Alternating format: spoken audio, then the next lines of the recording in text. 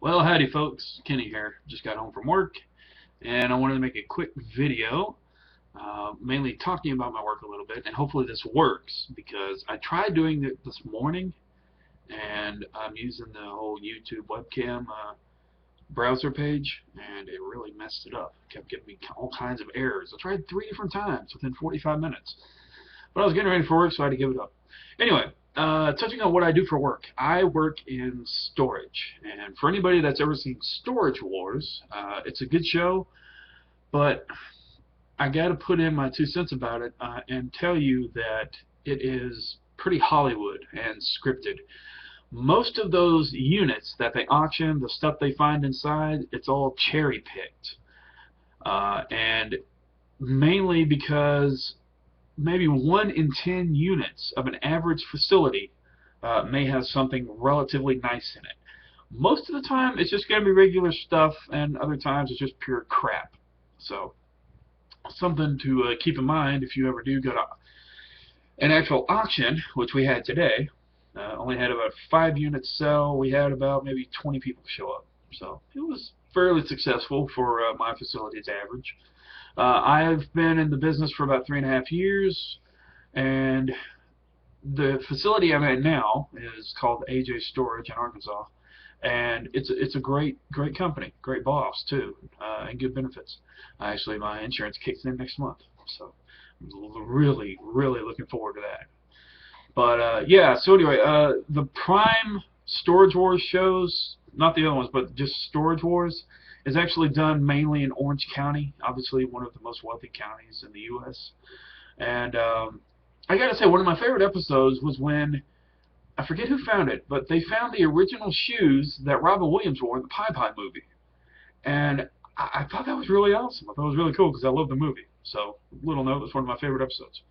Another note, if you ever store with U-Haul, I wouldn't use them for trucks for a few reasons. Number one, um, locally they give you a certain amount of mileage. If you go over that mileage, they're going to charge you per mile, and usually pretty heftily. Number two, same thing for the gas gauge. If you take it out on full, and you don't bring it back on full, they're going to charge you about $9 a gallon, and that's what they were charging when I was working there, and that was back 4 or 5 years ago. They may have changed that practice. I'm not sure. Because the next reason I'm about to say is the main reason I stay away from U-Haul when I'm renting a truck. And that reason is because they recycle their trucks. They don't put a whole lot of new ones out there. So odds are, if you do rent a truck, it's probably going to be about 5 to 8 years old, and about a 25 to 30% chance it's going to break down. Now they do have a roadside service, but from my experience with it, it's going to take them a few hours to get to you when you call. So again, just a heads up, I would recommend Penske. Penske is actually a really good company, and it's the company we used, the girlfriend and I, to get up here when I was moving up here from Houston. I moved from Houston to Arkansas using a Penske. I had a tow dolly to tow my Dakota, and it was a really good driving experience. The only uncomfortableness of it was the way the interior of the cab of the truck was set up. It was kind of hard on the knees a little bit. Because I'm a big guy, and it was specifically hard on mine. I mean, especially working the pedal, because I was the one that mainly drove. But other than that, it was a newer truck, nice people, terrific people actually, and so I would definitely recommend Penske. Next thing is my favorite, Zone of Enders. Zone of the Enders is out on an HD collection, and if you want to see what it looks like, that is what it looks like. And it's terrific. I played it back on PlayStation 2, both 1 and 2, and I loved this because of 2 things. Number one, the anime style graphics and the combat system. The combat system was it was overly simple, but at the same time, you could complicate it.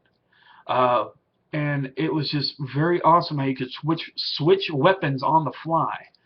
And essentially what you were playing is a Machina game, because you were this huge Machina, and you were going around these cities like a Godzilla scenario, and you could save people. You were battling, obviously, other robots up in the air, flying around. The flight system was insane.